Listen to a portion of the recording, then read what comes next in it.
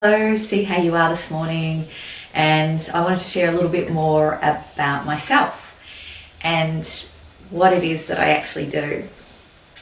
So I've been working with people for a long time, and it wasn't until 11 years ago that I actually started working for myself.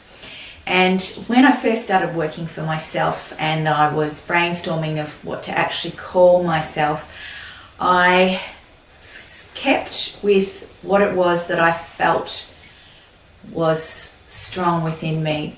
So when I first started, I offered clearings, and then it progressed to readings. Those of you that remember when I first started may know or may not know, I actually called my business Crystal Clear, and I didn't actually realise that there was a pregnancy test called Crystal Clear.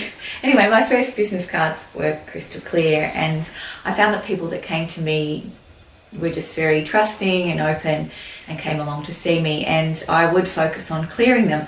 The reason that I was doing that is because I've always been very sensitive to energy, and I would be able to feel the person's energy and notice when I was with them the changes in their energy, whether it be what to do with what we talked about, or whether it be with them letting go something, or it could be anything energetically that's happening in that moment that I was aware of, and that I could support the person that I was working with to get clearer. It progressed to the readings as I noticed when I was working with people, I would also get a download. So I'd receive a lot of information, and sometimes it would be relevant to this lifetime. Sometimes it would be information that I would just be feeling. So for those of you that can relate, who are very clairsentient or empathic, it's very not unusual to feel a person's symptoms, or to even, well, in my case, I get flashing images of perhaps what had happened. And often I say to people that if it's to do with a past life, I don't necessarily mention it unless it's going to be, or I feel like it's of value to what we're doing right then and there. Sometimes I feel like that people are sharing things energetically just to be heard, just to be seen. And part of my training to do this was actually when I was younger, and when I started to become more and more aware of the soul energy or the connections that were coming to me, and mostly during the night time, whether they were living or not living. And they would often come to me, and people would share information about themselves to me, and I used to wonder what was my role, and I learned that it was to listen. And then after listening, after the person had felt heard, there would often be an energetic shift. If I felt I needed to act in some way, I would act. But as you can imagine, it's very different when you're just getting visited by people's energy in the middle of the night, as opposed to when they're coming face to face to see you.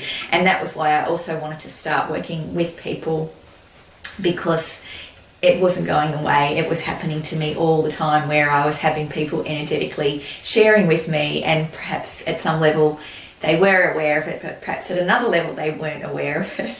So what I needed to do was develop really strong boundaries and find a way to work, and hence that's how I started working and started offering the clearings and the readings. Then over time I learnt and developed my skills. I had quite a lot of funny rules within myself, one being that I didn't want people to come more than once to me. I felt like I wasn't doing a good enough job if they came more than once.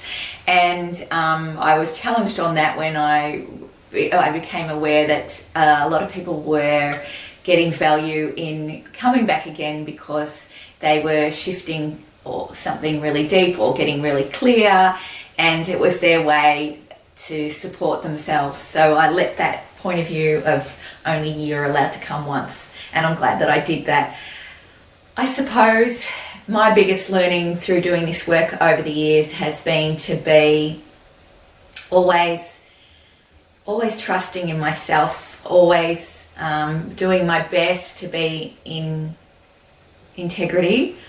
I know it's a really honouring position that I've been in, and I've been in countless situations where I feel really honoured to have been trusted, and I really, really respect that.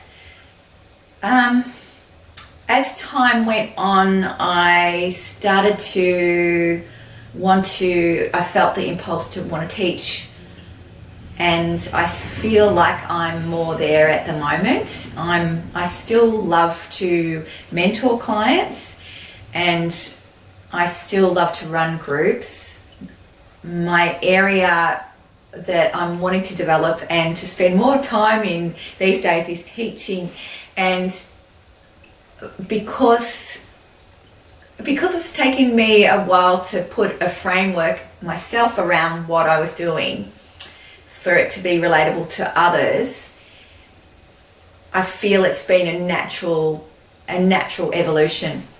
So as it is right now, my strong message within myself is that my job is to support clarity and connection. So they're the two things that I really love to work on. And I've seen that time and time again when that transformation happens with clarity and connection. So for example, if you're feeling unsupported, or if you're feeling like you're alone, or you're feeling stuck, or you're feeling like things aren't happening for you, it's often that you're not clear, or you're overwhelmed, or there's a lot going on, or maybe you're not sure how to make a decision. So that's when clarity is really, really valuable. The next part is connection. So connection means so many different things to so many different people, and including to myself. And I'm always going deeper and deeper with what does it mean to connect. So as I speak right now, I'm really aware of my connection with my body, my connection with the world, and my connection with you. So I'm very aware of my heart and my overall energetic and physical, emotional connection. So it's something that I've worked on for quite some time, and I know myself when I'm feeling, as people would say, not aligned, or like I'm not in the flow, or where I'm not feeling seen, it's because I'm not connected. So connection, it's actually a really big topic, and it's different for everyone. Sometimes it might be as simple as reconnecting to yourself, and sometimes it might be a bigger step for you, because if you haven't felt safe in the world, or if you haven't felt seen in the world, or if you're feeling misunderstood, perhaps you're spending time with people that don't value you, then all these things can impact on your ability to feel connection. So I feel that all of us have different things in our lives that support us in connection. So it could be animals, it could be environments, it could be where you're living, it could be how you're treating yourself. There are so many ways that we experience connection. So, and just to give a little bit more information about myself, so I'm currently living in Mildura. This has been a feeling change, a change that my partner and I, we worked out together. But for me, I'll speak for me, I felt very much drawn to be in Mildura. So I'm really excited about that, and I'm really enjoying connecting with Mildura, connecting with the people, connecting with the land, connecting with the nature, and I'm really excited for what that is bringing for me into my life, and I'm really loving the experience of different energy. I also love to travel. I'm going to go to Greece for a month very soon, where I'm looking forward to spending some time to write. I love any mini adventures because I love developing my relationships with myself, with people, and with the world. Thanks so much for watching. And if you have any questions at all, if there anything at all that you would like to know, please feel free to ask me. I love having conversations with people. Thanks for watching. Enjoy your day.